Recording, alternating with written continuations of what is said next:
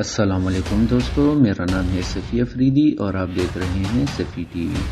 دوستو، جیسا کہ آپ سب جانتے ہیں، زمانے قدیم سے ہی انسان نے اپنی بالادستی قائم کرنے کے لیے بھرپور جدوجہد کی ہے۔ انسان ایک انتہائی مسابقتی، انتہائی نرگس پسند اور خطرناک حد تک علاقائی مخلوق ہے۔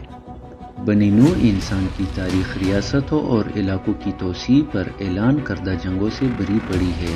بہت سے حکمران اور رہنما آئے اور چلے گئے، لوٹ مار کرتے اور دوسروں کے علاقوں پر حملہ کر کے اسے اپنا بنا لیا۔ سکندر اعظم، نیپولین، ہٹلر، چنگیز خان، مغل اعظم، یہ دنیا کی تاریخ میں لاکھوں حملہ آوروں میں سے چند ایک ہے۔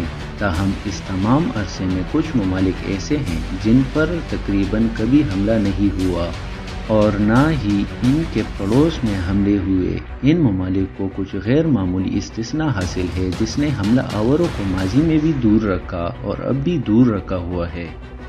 آج کی اس ویڈیو میں ہم آپ کو 5 ایسے ممالک کے بارے میں بتائیں گے جن پر حملہ کرنا تقریباً ناممکن ہے۔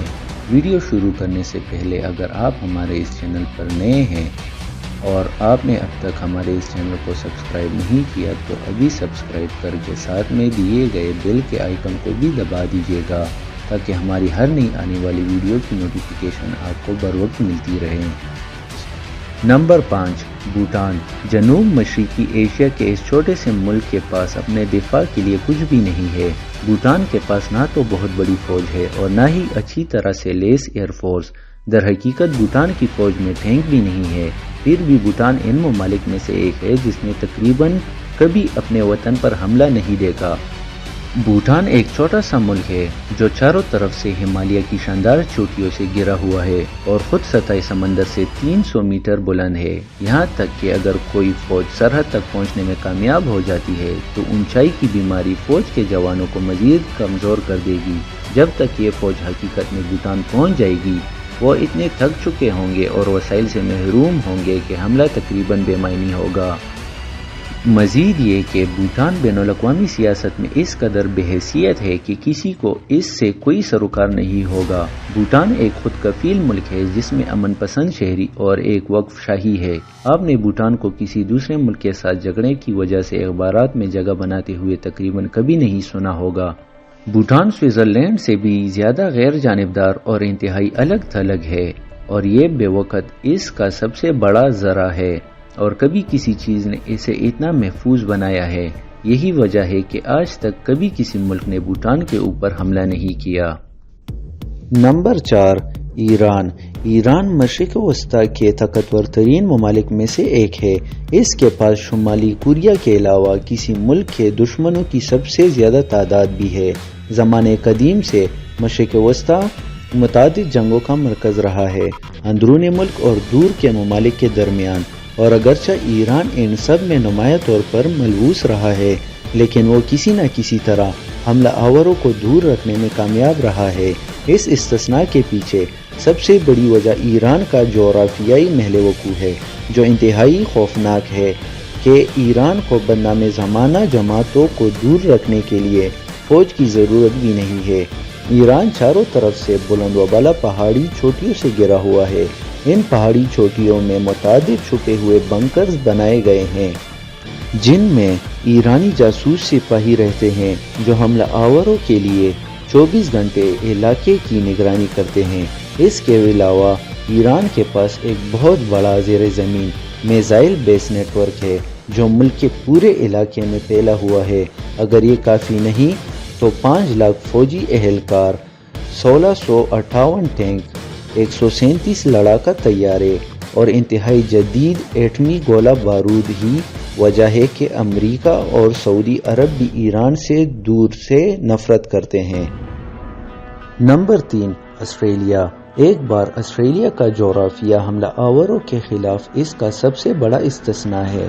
یہ حقیقت ہے کہ آسٹریلیا ایک جزیرہ نما ملک ہے، کسی بھی ممکنہ حملہ آوروں کو روکتا ہے اور انہیں ڈرا دیتا ہے۔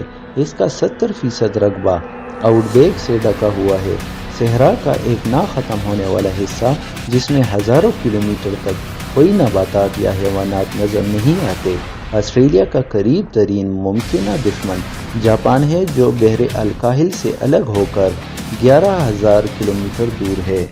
لہٰذا اگر جاپانی آسٹریلیا پر حملہ کرنے کا فیصلہ کرتے ہیں، جو اس نے دوسری جنگ عظیم کے دوران کیا تھا اور پھر اسے باہر نکال دیا گیا تھا، تو انہیں سب سے پہلے 11,000 کلومیٹر سمندری پانی سے گزرنا پڑے گا۔ ایک بار جب وہ اس مشکل کام کو پورا کر لیں گے تو انہیں لامنتہی آؤٹ بیک کے غضب کا سامنا کرنا پڑے گا۔ یہاں کوئی یا تو پانی کی کمی اور تکن سے مر جائے گا یا چھپے ہوئے گوریلا جنگی گروپوں کے ہاتھوں مارا جائے گا۔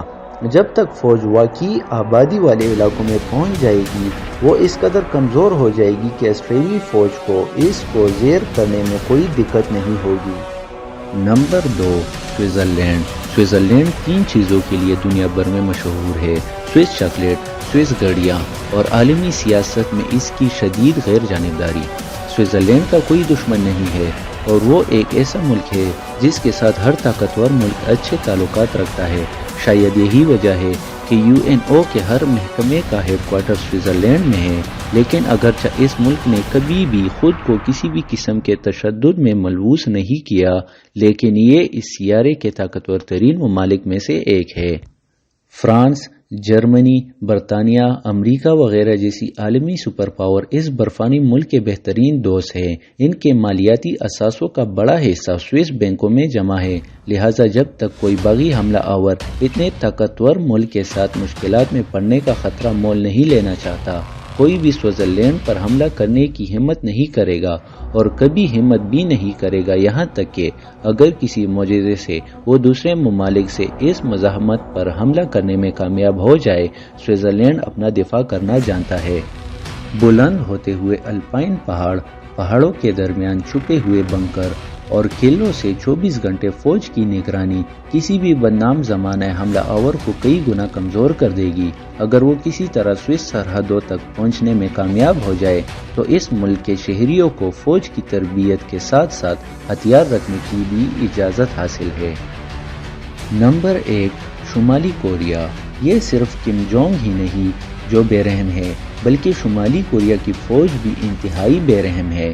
شمالی کوریا کی فوج صرف امریکہ کے بعد دنیا کی دوسری بڑی فوج ہے۔ شمالی کوریا کے پاس 7 لاکھ فعال اور 45 لاکھ ریزرو فوجی اہلکار موجود ہیں۔